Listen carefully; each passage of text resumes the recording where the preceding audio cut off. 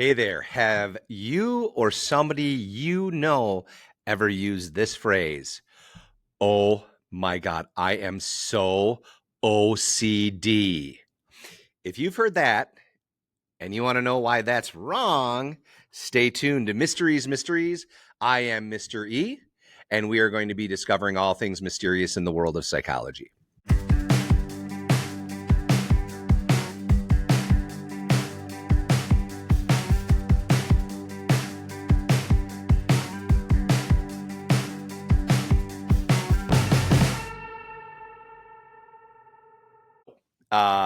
The title of this episode is OCD and Me. Um, as you know, you've listened to all of these podcasts. I rarely mention anything about myself. But when it comes to the world of obsessive compulsive disorder, this is something that I've dealt with since I was in approximately eighth grade. And so I'm here to discuss what obsessive compulsive disorder is. And I'm actually going to go through some of the interesting situations that I put myself into. Um, so why saying I'm OCD when you're just really neat and you like things a certain way?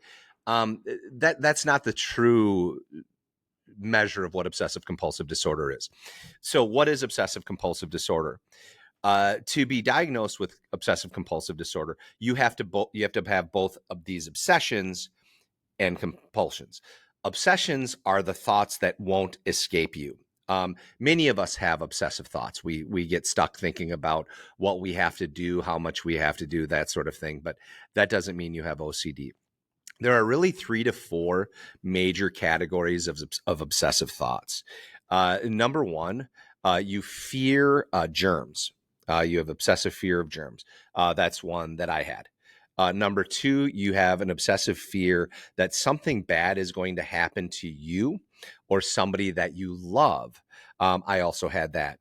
Number 3, you are obsessed with symmetry and organization, that type of thing. I had that as well. And then number 4, there's another obsession that isn't quite as frequent, but oftentimes that's an obsession with making sure that you're doing good things and avoiding evil things. And that obsession is sometimes linked to somebody's religiosity. Now, these aren't the only obsessions, but those are the main ones. And like I said, my big ones were germs, fear of something bad happening, and symmetry. But I'll focus on the germs and something bad happening mostly. So you have those obsessions. Now, that's step 1 in obsessive compulsive disorder. Step 2, you have to have compulsions. Compulsions are the ritual behaviors, the repetitive behaviors that you will do. You do these repetitive behaviors to relieve the anxiety. So it's a lot like negative reinforcement. And what I mean by that is the more you do these rituals, you connect it with a decrease in your anxiety, which leads you to want to do more of the compulsions to get rid of that bad anxiety. The problem with that, when you have obsessive compulsive disorder, is that it doesn't die down. The fire just gets hotter and hotter and hotter. So I'll just talk a little bit about my personal experience with, how did this come about? So this was a long, long time ago. We're talking 30 something years ago that I first realized that there was something wrong. And I had gotten really sick in 7th grade. I developed something called gastroenteritis, which is just a virus in your intestines. Typically, our viruses stick around in our stomach and they don't get that deep. But once it gets into our intestines, that's when it starts to invade our body. And I ended up getting that. And I ended up, I was in 7th grade, so I didn't weigh a whole lot to begin with, but I lost 21 pounds, became really dehydrated, and had to spend like 4 or 5 days in the hospital recovering. And the first I remembered realizing that my brain is flickering a little bit, hiccuping, is that I came home from the hospital when I was lying on the couch because I was still recovering. And all of a sudden I looked at a blanket. If you grew up in my era, did any of you ever have an Afghan laying across your couch or a chair? but it was an Afghan. And I realized that, oh, I was sick when that Afghan was on my body. And I was like, ooh, I don't really want to use that. And so I avoided it.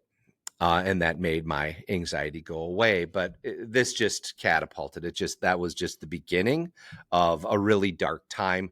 And I'm not going to get into too much detail, too much of the yuckiness, but ultimately, much of the furniture in our house was contaminated in my mind because I had really sat on or laid down on much of the furniture when I was sick.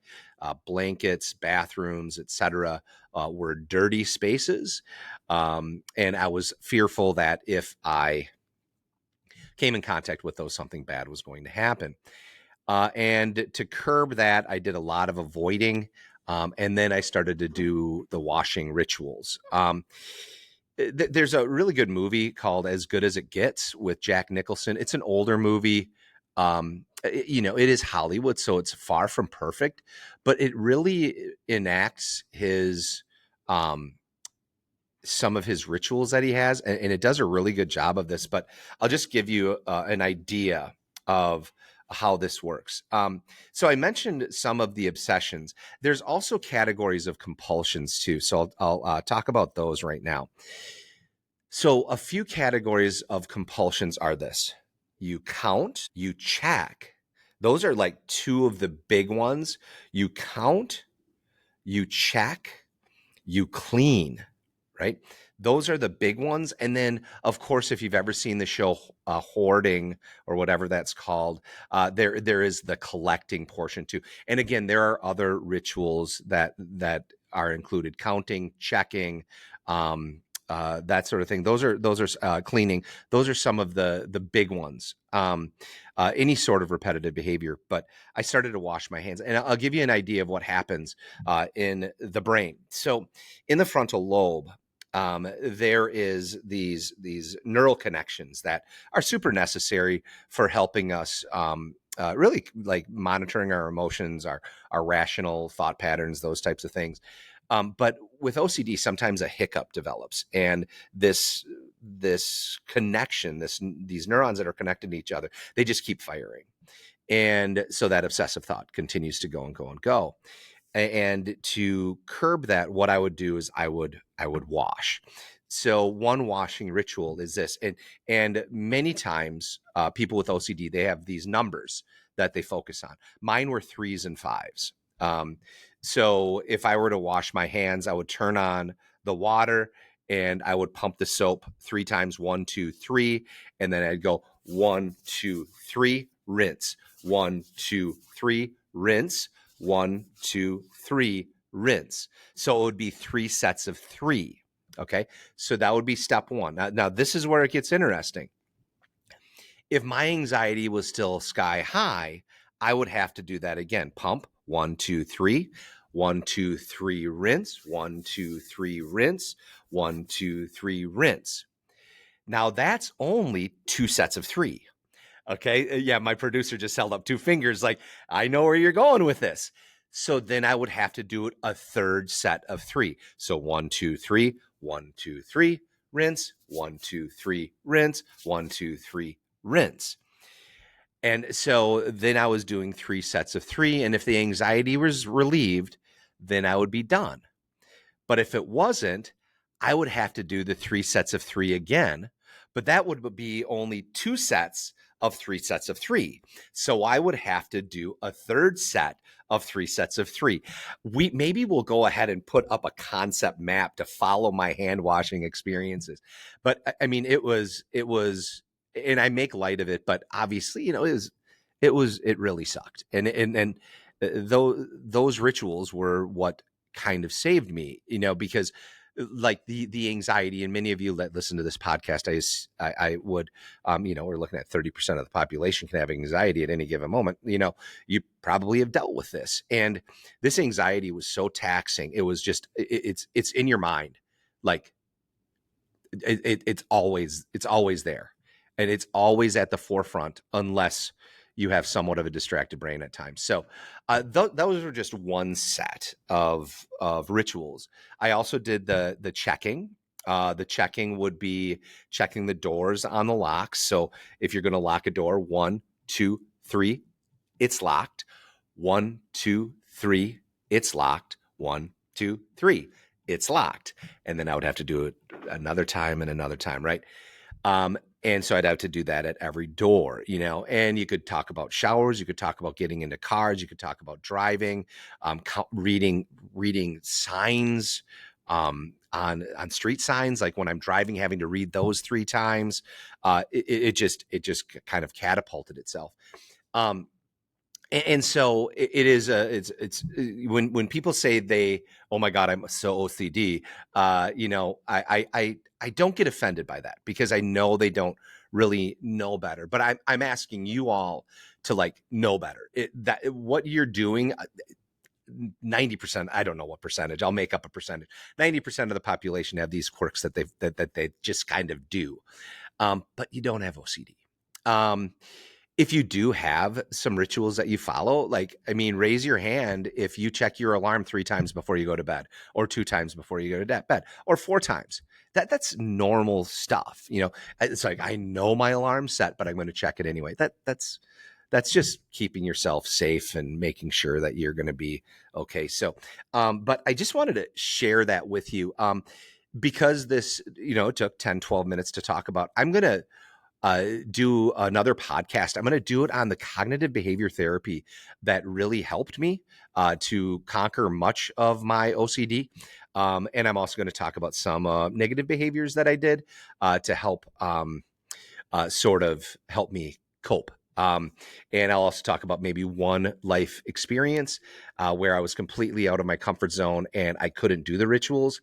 And that was really one incredibly healing moment. But we're going to do a podcast on that, on the recovery. So don't think I'm going to leave you hanging on, oh my God, this is all the things that suck about OCD. There's nothing you can do about it.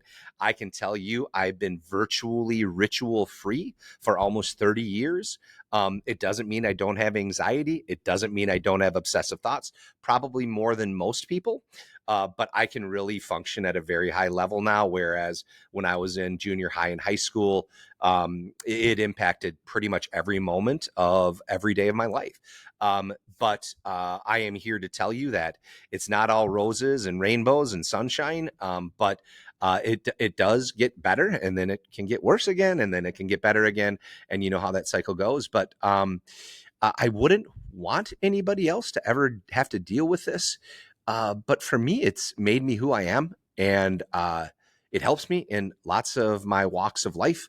I'm incredibly, aware of it, and so I really use it to attempt to strengthen me as much as possible. But it's not always easy, nor is life. So I have a special request as we wrap things up.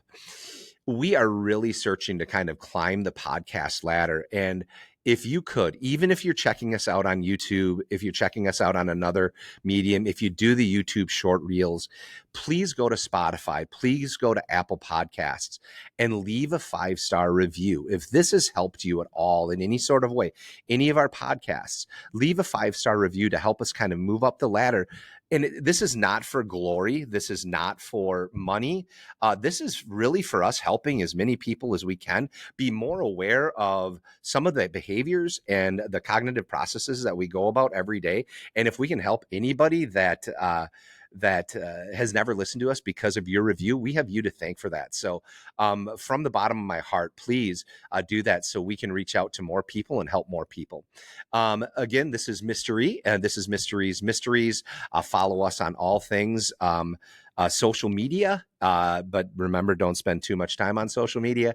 And thanks again to my producer, Bear Wade and Unify Agency. I hope you all have a great day. See ya.